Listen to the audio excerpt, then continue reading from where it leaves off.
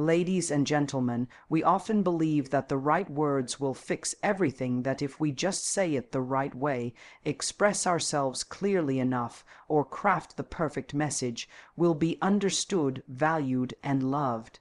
But the truth is, before you ever say a word, people already feel you. Your energy, your calm, your chaos, your certainty, your insecurity, it speaks first. And tonight, I want to take you beyond words, into the real currency of connection.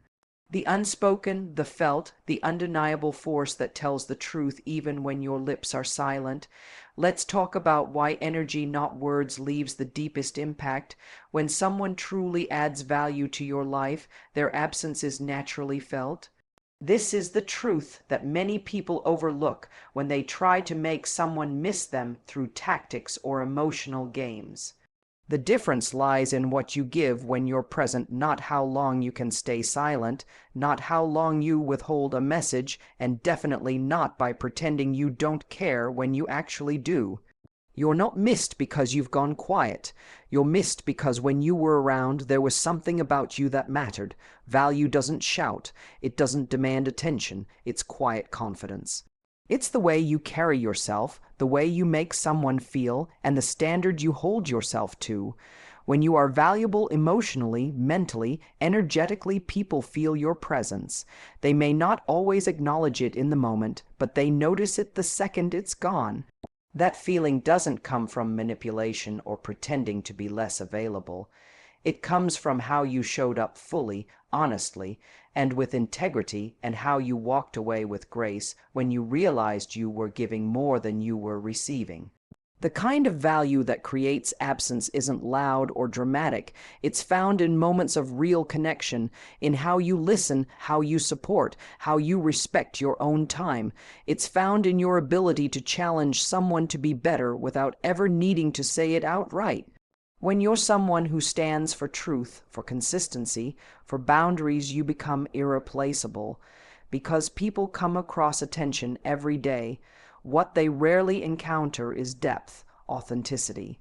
A woman who doesn't need to be chased to feel worthy, but instead becomes someone worth chasing because she holds herself to a higher standard. It's easy to confuse availability with affection. Many people think that constantly showing up, constantly giving, constantly proving is the way to be remembered. But what ends up happening is you blur into the noise. You become another person trying too hard to earn someone's attention, and the more you do that, the less you're seen for your actual worth. You teach someone that they don't have to do much to keep you. And the moment that happens, they stop valuing your presence because you're teaching them that they don't have to. But when you bring value into someone's life, value rooted in real connection, self-respect, and calm assurance, you don't need to make them miss you. They just will, because they won't find that kind of peace in chaos. They won't find that kind of steadiness in games. And when they try to, all they'll be doing is comparing noise to meaning. When you stop trying to be everything for someone and start being everything for yourself, you shift the entire dynamic. You stop chasing validation and start attracting respect. And that's when someone begins to miss you in a way they can't even explain. Not because you manipulated them into it, but because you gave them something that lingered, a feeling, an energy, a standard that stayed even after you walked away. Real value speaks even when you're silent. It echoes long after your last message, and it reminds someone of your presence when life gets quiet, and they look around and realize what they let slip away. That's when missing someone becomes real. Not when you disappear to play hard to get, but when you walk away because you refused to be undervalued. The truth is, value doesn't chase, it doesn't beg, it doesn't perform. It stands still and allows the right person to recognize it or miss the opportunity. And when you live your life from that place, you don't need to make anyone miss you. They will. They'll remember you not as a woman who tried to get their attention, but as the one who never had to. There's a quiet power in a woman who walks into a room already full not of noise or ego, but of herself. When you're whole, when you know who you are and what you bring to the table, your presence doesn't need to be announced. It's felt, it's something that lingers, not because you demand attention, but because you don't need it to validate you. You become magnetic by existing as someone who's complete, not someone seeking to be completed by another person. When a woman is whole, she isn't desperate to impress. She doesn't adjust her personality to fit someone else's preferences. She shows up with certainty, not arrogance, but a deep inner knowing that she's enough. That inner foundation creates a presence that's rooted, grounded in self-respect, in boundaries, in joy. It's not the loudest person in the room that carries power. It's often the one who doesn't need to compete at all. You don't attract lasting connection by pretending to be more or less than you are. You attract it when your energy speaks before you say a word. That happens when you've done the internal work, when you've faced your insecurities and healed from past patterns, when you no longer seek attention to fill a void, but rather offer your attention as a gift, not a plea. That's when your presence becomes transformative, not because it changes people, but because it challenges them to rise. Being whole means you are no longer performing for love. You're no longer trying to prove your worth. You're simply being, and that being is powerful because it's rare. So many people enter relationships trying to be chosen, trying to fit someone's needs, trying to be wanted so badly that they lose themselves in the process. But when you come from wholeness, you flip that script. You don't wonder if you're enough for someone. You quietly observe if they are capable of meeting you where you already are. There's a calmness in wholeness. You don't rush conversations. You don't force chemistry. You allow what's meant to stay, and you're at peace with what walks away. That kind of security doesn't come from outside validation. It's built from consistent self-respect. When you stop seeing love as something you earn and start seeing it as something you naturally attract by being your full self, you stop chasing and start choosing. People feel the difference between presence and performance. A woman who is whole walks with a sense of peace. She doesn't need to post to prove. She doesn't need to beg to be heard. She shows up in relationships not as someone who needs saving, but as someone who's already saved herself. And that creates a presence that others don't forget because most are still searching for what you've already found within. This kind of presence isn't about perfection. It's not about having it all figured out. It's about showing up from a place of truth, even if you're still healing, even if you're still learning. You're not pretending. You're not apologizing for your standards or shrinking to keep the peace. You are standing in who you are. That's rare, and that's unforgettable. Wholeness doesn't mean you don't desire love. It means you no longer settle for versions of it that cost you your self-worth. It means you don't abandon yourself in order to keep someone interested. You bring your full self to the table, and if someone can't handle the depth, the fire, the honesty, you let them go without questioning your value, because your presence isn't a performance, it's a reflection of who you've become.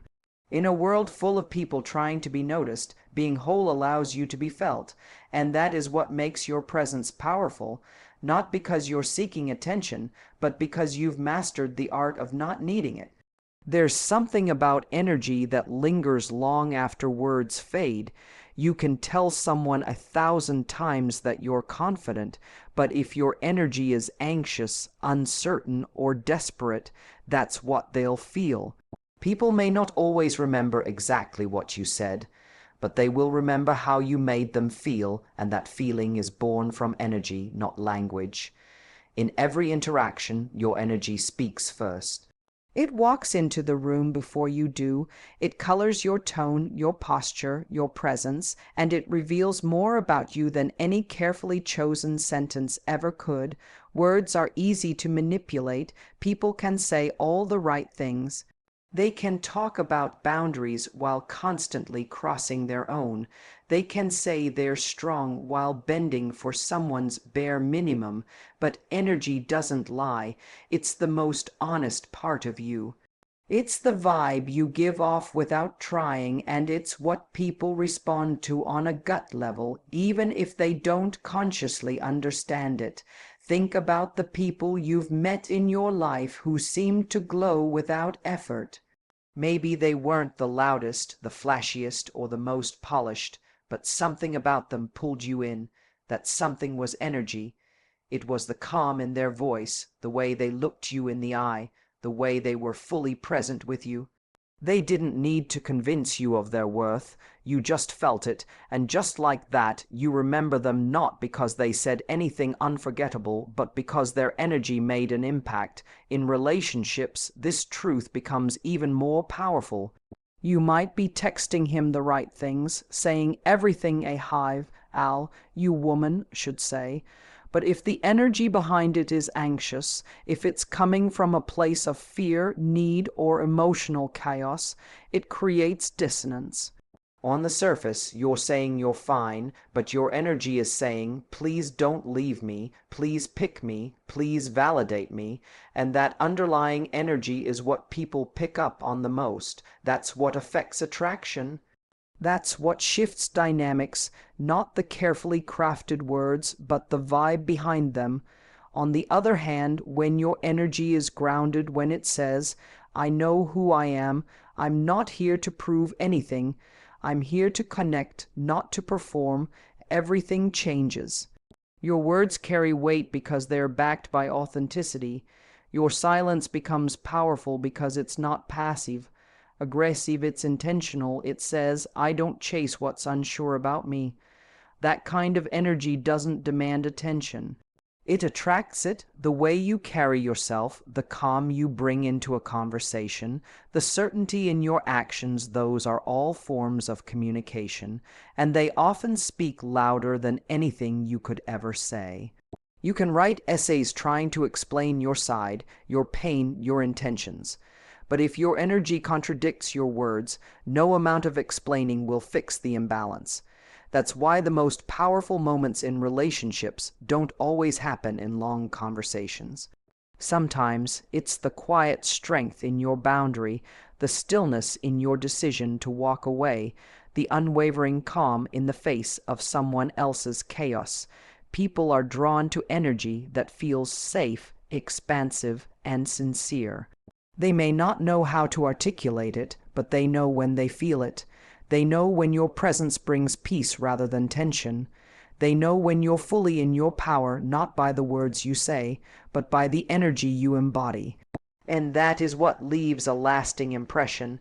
So if you want to shift the way people respond to you, don't just focus on what to say. Focus on how you feel when you're saying it. Are you centered? Are you speaking from truth? Are you grounded in your worth? Because when your energy aligns with your intention, you won't have to convince anyone. You'll simply be felt deeply, clearly, and unmistakably. Silence has often been misunderstood as a tool in a strategy, a trick to gain control, or a calculated move to make someone chase. But silence, when it's coming from a place of self-respect, is not a game, it's a boundary. It's the voice you use when words are no longer being heard. It's the calm refusal to beg for clarity, for attention, or for love that should flow naturally. Silence is not about making someone wonder what's wrong. It's about choosing peace over chaos when someone already knows what they've done. When you stop talking, it's not because you don't care. It's because you care enough about yourself to no longer waste energy on things that drain you. Silence is not always cold. Sometimes it's the warmest thing you can offer yourself, the quiet space where you can heal, breathe, and regain clarity. It's the decision to step back instead of over-explaining your feelings to someone who doesn't truly want to understand them. People often interpret silence as manipulation because they're used to noise. They're used to people yelling, pleading, posting, explaining. So when you simply go quiet, it disrupts the pattern. It creates space. And in that space, people are forced to face themselves. They start to hear the echo of your absence, and that's when they realize that silence isn't empty. It's full of everything you used to give your presence, your patience, your effort. Silence, when rooted in self-respect, doesn't come from a desire to punish. It comes from the realization that you don't need to fix what isn't yours, that you're no longer available for one-sided conversations or repeated cycles of disrespect. It's an act of preservation, a quiet declaration that your peace matters more than proving a point. Remember this, your energy is the story you tell when your mouth is closed. It's the vibration people carry with them after you've left the room. So instead of focusing on saying the right thing, focus on being the right thing, grounded, genuine, and whole. Because in the end, it won't be your words they remember most. It will be how they felt in your presence. Speak less, align more, and let your energy do the work that words never could.